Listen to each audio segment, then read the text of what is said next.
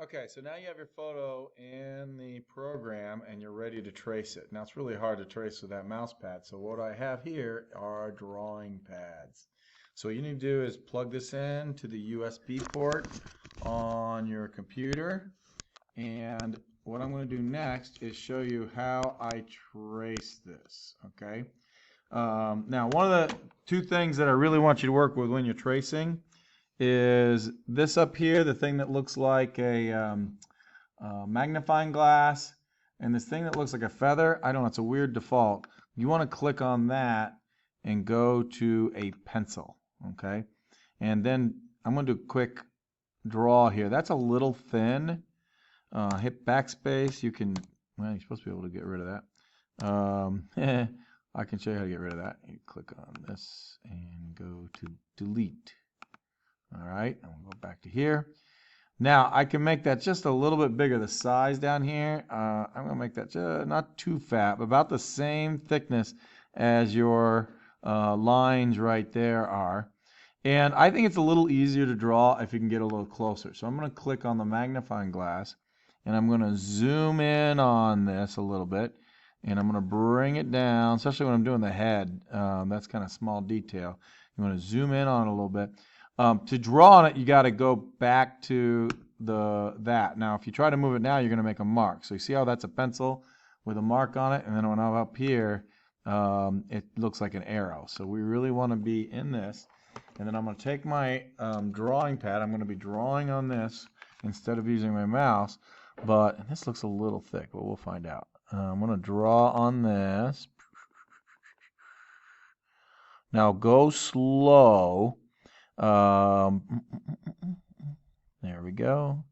I'm going to outline those eyes, make this look like a mask.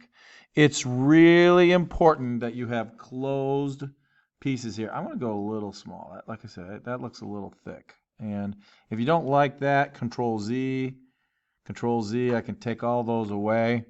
Let me try it a little smaller. It's still a little thick. So I'm going to go Control Z. I'm going to go a little smaller on this size. What does this look like? That looks like a good size there. And then I'm going to carefully draw this. Now this has a function in it to help your bouncy hands out a little bit. I don't know, you can almost see the lines moving a bit here, and that's okay. So let me show you here. If I go wavy like that, it kind of evens out. I don't know how to describe it. Oh shoot. And then I'm going to go down to here like this, maybe a line here. Let me show you. Later on, we're going to fill these with the fill button. And it's super important that you go all the way to the end here. And I'll show you why. Well, actually, let me go back to this. And I'll do another shape that's closed and one that's not closed. Okay. So we've got this shape in here. There was a circle there. I can draw, and give me a second and I'll outline the whole thing. All right, I have it all outlined right now, but what I want to do next is get rid of that background, the original photograph. And I don't know if you can see it, but over here I have a tools, and we have this reverse thing, so you can reverse the last thing you undo, or you can do Control Z. And this thing says layers on over, and it looks like a bunch of stack of papers. When I click it on here, this is all of the pencil marks that I made on this. So if I just even click on this one, that was that finger right there. I click on that one. That was a line over there. That's one way you could delete something you didn't want if you can't just go backwards. But this very last one, and I don't know if you can see this right here. Maybe I can zoom in. It says clip art. Okay. I'm going to go all the way down to that clip art.